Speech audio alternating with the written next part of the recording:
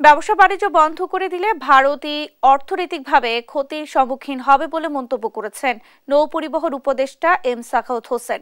শনিবার দুপুরে সাতক্ষীরার ভোমরা স্থলবন্দর পরিদর্শন শেষে সাংবাদিকদের প্রশ্নের জবাবে কথা বলেন তিনি। জাতীয় ঐক্যমত্য প্রসঙ্গে উপদেষ্টা বলেন, রাজনীতিবিদদের ঐক্যমত্য থাকলে যে পথ নির্ধারণ করা হয়েছে সেটা অব্যাহত থাকবে।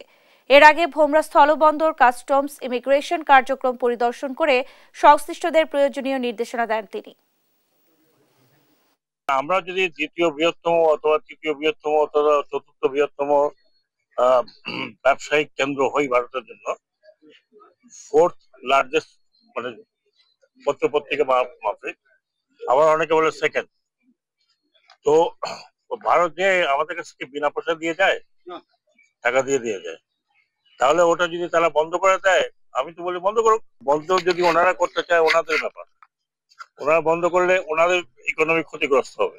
রাজনীতিবিদরা দেশ চালাবেন, আজকে হোক কালকে হোক পরশু হোক চালাবেন।